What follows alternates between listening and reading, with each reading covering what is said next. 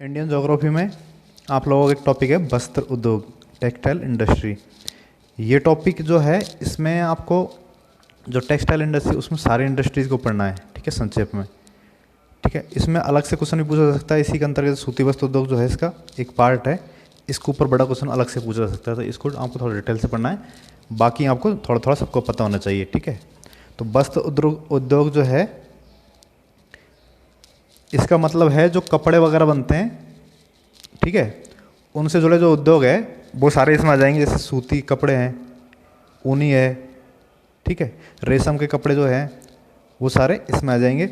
तो इसमें हम देखते हैं जैसे वस्त्र उद्योग भारत का सबसे प्राचीन उद्योग होने के साथ साथ देश का सबसे संगठित एवं व्यापक उद्योग भी है। इसका मतलब है एक सबसे पुराना उद्योग जो है, ठीक है, ये सूती जो वस्त्र उद्योग जो है सबसे पुराना उद्योग भारत का, दूसरा सबसे संगठित, ठीक है, और व्यापक है। तो संगठित एवं व्यापक का मतलब है इसका पूरे भारत में लगभग प्रसार है। व्यापक का मतलब ये हो गया, संगठित मतलब व्यवस्थित रूप से है ये, ठीक है, ऐसा नहीं कि फैला हो बिखरा हो, इस टाइप का नहीं है, एक तरह से व्यवस्थित रूप से सिस्टमेटिक ढंग से चल रहा है, ठीक है। देश में रोजगार उपलब्ध कराने में वस्त्र उद्योग कृषि उद्योग और कृषि का दूसरा सबसे बड़ा क्षेत्र है, ठीक है। तो कृषि के बाद दूसरा, कृषि के बाद दूसरा मतलब कृषि सेक्टर जो है भारत में अर्थव्यवस्था में उसमें 70% जनसंख्या लगी हुई है। भारत की लगभग 60 से 70% जनसंख्या जो है वो कृषि में लगी हुई है। इसके बाद जो नंबर आता है वो आता है वस्त्र उद्योग का, ठीक है। कृषि के बाद उद्योग का नंबर आता है, लेकिन उद्योग में सबसे पहला नंबर आता है टेक्सटाइल इंडस्ट्री का, ठीक है। वस्त्र उद्योग के अंतर्गत सूती, रेशमी, ऊनी एवं जूट आदि उद्योगों को सम्मिलित किया जाता है। कपड़ा उद्योग जो है उसमें सूती, रेशमी, ऊनी और जूट, ये 4 उद्योग शामिल होते हैं, ठीक है। आगे हम पढ़ेंगे सबसे पहले सूती उद्योग के बारे में। सूती कपड़ा उद्योग जो है, कॉटन टेक्सटाइल इंडस्ट्री, भारत में प्रथम आधुनिक सूती मिल की स्थापना 1818 में कोलकाता के पास हुई थी, ठीक है, लेकिन ये सफल नहीं हो सकी। इसके बाद 1854, ठीक है, इसके बाद 1854 में एक सफल प्रयास के रूप में काबजी डावर द्वारा, ये आपको याद रखना, मुंबई में आधुनिक सूती वस्त्र उद्योग की नींव रखी गई थी, ठीक है। भारत में सबसे पहली मिल की स्थापना हुई तो कोलकाता में थी, लेकिन सफल जो है वो मुंबई में हुई थी, वो असफल हो गई थी, वो बाद में बंद हो गई थी मिल, ठीक है। तो ये जो कारखाना है सूती वस्त्र उद्योग का मुंबई में, ये पहला आधुनिक कारखाना है सूती वस्त्र उद्योग भारत में, आपको याद रखना। ये लगा था 1874 में लगा था कारखाना, ठीक है। इसके बाद हम देख लेते हैं कुछ जो जीके के क्वेश्चन हैं इस टॉपिक के ऊपर, इसमें पूछ लेते हैं कई बार। जैसे भारत का कॉटन पॉलिस, ठीक है, मुंबई, भारत का मैनचेस्टर, अहमदाबाद, ठीक है। मैनचेस्टर भारत का इसलिए बोलते हैं क्योंकि ब्रिटेन में जो मैनचेस्टर सिटी है वो सूती वस्त्र उद्योग के लिए फेमस है। तो यहाँ पर भारत में अहमदाबाद फेमस था, तो इसलिए भारत का मैनचेस्टर इसको बोल दिया। पूर्व का बोस्टन, बोस्टन भी इसके लिए फेमस है, ठीक है, ये अमेरिका में, ये तो पूर्व का बोस्टन अहमदाबाद को बोलते हैं। पूर्व मतलब भारत जो है पूर्वी गोलार्ध में पड़ता है और अमेरिका पश्चिमी गोलार्ध में, तो पूर्व का बोस्टन इसलिए बोलते हैं इसको। बोस्टन जो है पश्चिम में और पूर्व में अहमदाबाद फेमस था सूती के लिए, तो इसको पूर्व का बोस्टन बोल दिया। दक्षिण भारत का मैनचेस्टर कोयम्बटूर, कोयम्बटूर तमिलनाडु में पड़ता है, तो ये दक्षिण भारत में है, ठीक है, ये भी सूती के लिए फेमस है, तो इसको भी दक्षिण भारत का मैनचेस्टर बोल दिया। उत्तर भारत का मैनचेस्टर कानपुर को बोल दिया, कानपुर यूपी में पड़ता है, तो ये नॉर्थ इंडिया में है, उत्तर भारत में, इस कारण से इसको उत्तर भारत का मैनचेस्टर बोल दिया। तो जीके में पूछ लेते हैं ऐसे क्वेश्चन, आपको याद रखना है। इसके बाद है सूती वस्त्र उद्योग जो है उसकी अवस्थिति को निर्धारित करने वाला कारक।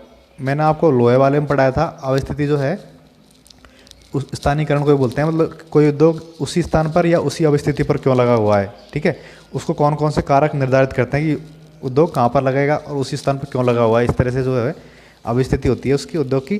जैसे मान लो उद्योग कानपुर में लगा हुआ है या फिर वाराणसी में लगा हुआ है, तो उसी स्थान पर क्यों लगा, ठीक है, आपके बारह में क्यों नहीं सूती वस्त्र उद्योग, तो उसके कुछ कारण रहे होंगे लगने के, ठीक है, भाई वहाँ पर कुछ चीज़ें ऐसे साधन होंगे वहाँ पर कुछ लगने के लिए, तो इस कारण से वहाँ पर उद्योगों को लगाया गया है, ठीक है।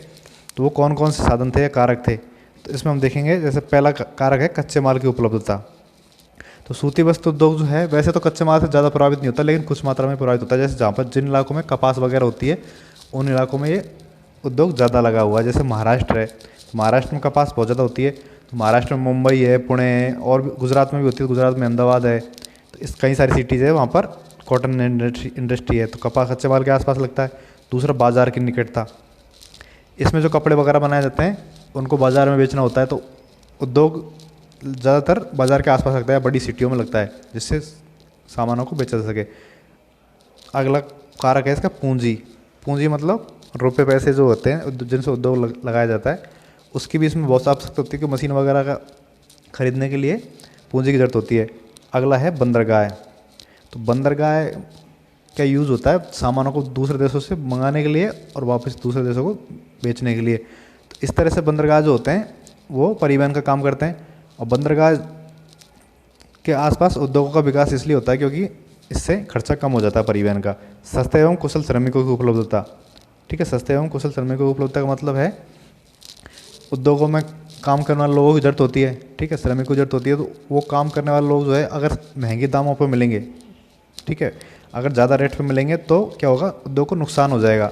तो कोई भी उद्योगपति जो है वो उद्योग नहीं लगाएगा, और जहाँ पर सस्ते श्रमिक सस्ते काम करने वाले मजदूर मिल जाएंगे तो वो वहीं पर उद्योग लगाएगा। ठीक है, तो ऐसे इलाकों में उद्योग लगाते हैं जहाँ पर सस्ते मजदूर मिल जाए। जैसे यूपी में लगा दिया, तो यूपी में जनसंख्या बहुत सारी है, तो वहाँ पर सस्ते श्रमिक आराम से मिल जाते हैं। ठीक है, तो ये सारे कारक जो है मैंने आपको अभी बताए, ये कारक जो है इसकी अभिस्थिति को निर्धारित करने वाला कारक है। अगर सूती वस्त्र उद्योग के ऊपर बड़ा क्वेश्चन आएगा तो इनको आपको डिटेल से समझाना होगा।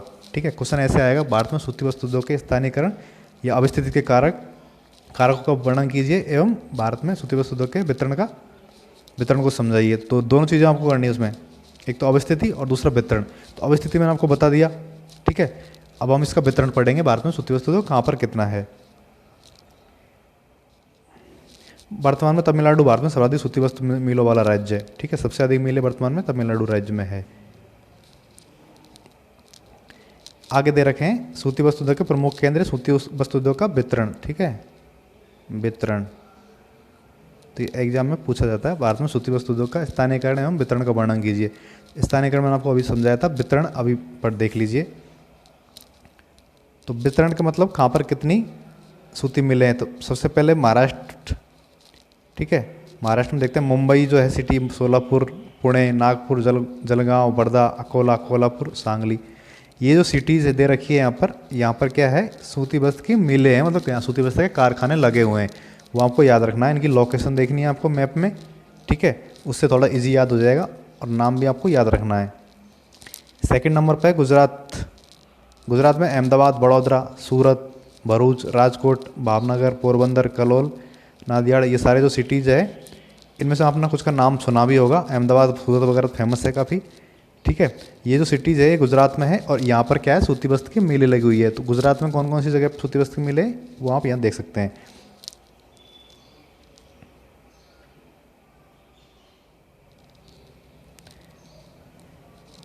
इसके बाद हम देखेंगे तमिलनाडु। तमिलनाडु में जो है कहाँ कहाँ पर इसकी मिलें हैं। ठीक है, कॉटन की। तो तमिलनाडु में सबसे पहले कोयम्बटूर। तमिलनाडु में सबसे पहले कोयम्बटूर सिटी है, चेन्नई है, मदुरै, तिरुनेलवेली, थूथुकुडी, सेलम, तंजावुर, रामनाथपुरम, ये सारी सिटीज़ जो है यहाँ पर इसकी मिलें लगी हुई हैं सूती वस्त्र की। ठीक है, यहाँ आपको इसमें से जो भी याद रहे आपको वो लिख सकते हो, सारी के साथ याद नहीं कर पाओगे। ठीक है, यूपी, उत्तर प्रदेश, इसमें कानपुर में है, मुरादाबाद, मोदीनगर, हाथरस, अलीगढ़, सहारनपुर, आगरा, रामपुर, इटावा, मेरठ, वाराणसी वगैरह में भी है। तो ये सारी सिटीज़ जो है यहाँ पर भी इसके कारखाने लगे हुए हैं, कॉटन इंडस्ट्री वाले। ठीक है, सूती वस्त्र के कारखाने लगे हुए हैं यहाँ पे। पश्चिम बंगाल, कोलकाता, हावड़ा, सौदेपुर, श्रीरामपुर, श्यामनगर, मुर्शिदाबाद, सेकैया, पानीहाटी, ये सारी सिटी जो है पश्चिम बंगाल की, इन स्थानों पर कॉटन इंडस्ट्री है। ठीक है, पंजाब, लुधियाना, अमृतसर, फगवाड़ा, ये पंजाब में है। ठीक है, जहाँ पर सूती वस्त्र के कारखाने हैं। तो आपका सूती वस्त्र उद्योग जो है वो समाप्त हो गया। अब हम पढ़ रहे थे वस्त्र उद्योग में, टेक्सटाइल इंडस्ट्री जो है इसमें हम पढ़ रहे थे वस्त्र में। रेशम आ गया अब सेकंड पे। ठीक है, पहला था सूती वस्त्र, नेक्स्ट है रेशम वस्त्र। ठीक है, सिल्क जो है इंडस्ट्री। तो भारत में रेशमी वस्त्रों के उत्पादन की एक लंबी परंपरा रही है, मतलब प्राचीन काल से ही भारत में रेशमी वस्त्र बनाए जा रहे हैं। भारत रेशम उत्पादन के क्षेत्र में चीन के बाद दूसरे नंबर पर है। ठीक है, रेशम की प्रमुख 5 वाणिज्यिक किस्म जिनका उत्पादन किया जाता है, मलबरी, मूंगा, एरी, ट्रॉपिकल टसर और ओक टसर। ये एग्जाम में बहुत पूछा जाता है, कंपटीशन एग्जाम में जीके में क्वेश्चन बहुत ज़्यादा पूछा जाता है। मलबरी, मूंगा, एरी और टसर ये किसकी चीज़ की किस्में हैं, इस तरह से क्वेश्चन आता है। ठीक है। या फिर रेशम वस्त्र उद्योग की कौन कौन सी किस्में, इसमें से ऑप्शन दे देंगे, तो एक दो गलत दे देंगे, उसमें से आपको हटाना होता है गलत कौन सा है। इस तरह से क्वेश्चन आता रहता है इसके ऊपर, तो ये आपको याद रखनी है चारों किस्में रेशम की किस्में हैं, ठीक है। तो ये भारत में इन सारी किस्मों का उत्पादन होता है। भारत विश्व में पूरा एकमात्र ऐसा देश है भारत, जहाँ पर सारी किस्मों का उत्पादन होता है, पाँचों का, ठीक है। ये भी आपको याद रखना है। इसके बाद हम आगे चलते हैं। आरंभिक समय में भारत में रेशमी वस्तुओं का निर्माण एक कुटीर उद्योग के रूप में होता था। कुटीर मतलब बहुत ही छोटा उद्योग, जैसे घर में ही उद्योग चल रखा है, जैसे कोई सूत कालीन वगैरह बना रही है या कोई गमछा वगैरह वैसी चीज़ें बना दी है रेशम की, ठीक है। रेशम का कपड़ा बुनाई का काम कर हो रहा था, तो घर कुटीर उद्योग मतलब घरेलू स्तर पर बहुत ही छोटे लेवल पर, जिसमें 5-7 लोग काम करते हैं, ठीक है। तो उसको बोलते हैं कुटीर उद्योग, जिसका निर्यात मध्य पूर्व में यूरोप के अन्य देशों को होता था। प्राचीन काल में भारत में क्या होता था, जो कुटीर उद्योग लगे होते रेशम के, वो उनको निर्यात मध्य पूर्व से करते थे, जो बनाते थे कपड़ा वगैरह। लेकिन आधुनिक भारत का पहली रेशम मिल की स्थापना ईस्ट इंडिया कंपनी द्वारा की गई थी 1832 में। ईस्ट इंडिया कंपनी जो अंग्रेजों की कंपनी थी, वो ईस्ट इंडिया कंपनी थी। हावड़ा जो है पश्चिम बंगाल में, वहाँ पर सबसे पहले आधुनिक मिल लगी थी रेशम उद्योग की, ठीक है। और अंग्रेजों के टाइम पे भी भारत रेशम के मामले में फेमस था। यूरोप अंग्रेज जो थे वहाँ यूरोप में, फ्रांस और ब्रिटेन और भी कई सारे देश थे, वो भारत से कपड़ा मंगाते थे रेशम के, ठीक है। रेशम के लिए भारत बहुत फेमस था उस टाइम। तो पश्चिम बंगाल, वर्तमान में बांग्लादेश जो है, ये वाला इलाका है, यहाँ पर रेशम का उत्पादन होता था, ठीक है।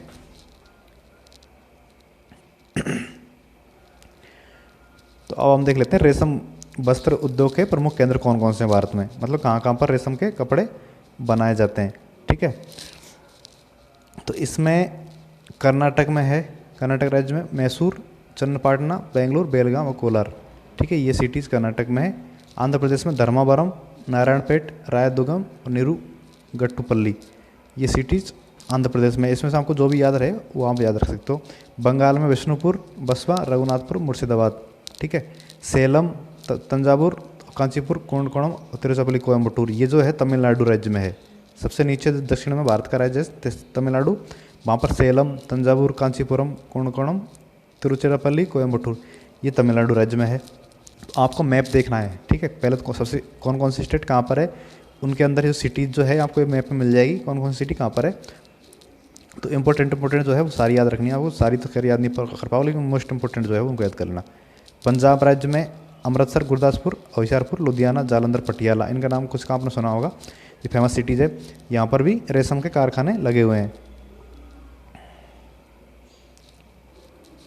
इसके अलावा कुछ और राज्य जो है वहाँ पर भी ये है, जैसे बिहार में भागलपुर, गया, पटना में, जम्मू कश्मीर में अनंतनाग, श्रीनगर, बारामूला, ठीक है। मध्य प्रदेश में इंदौर, भोपाल, यहाँ पर जो कारखाने हैं इसके रेशम के। उत्तर प्रदेश में वाराणसी, मिर्ज़ापुर और प्रतापगढ़, यहाँ पर भी रेशम कारखाने हैं।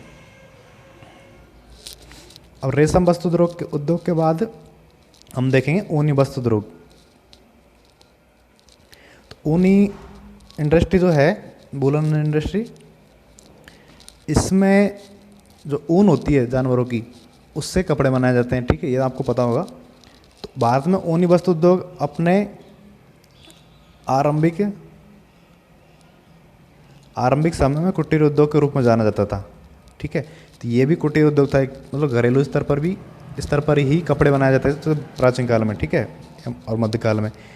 लेकिन वर्तमान में उस टाइम होता था कंबल, कालीन, सालिल वगैरह बनाई जाती थी। लेकिन उसके बाद क्या हुआ, आधुनिक ऊनी वस्त्र मिल की स्थापना की गई 1876 में, ये भी अंग्रेज़ों के टाइम पे हुई थी, ठीक है।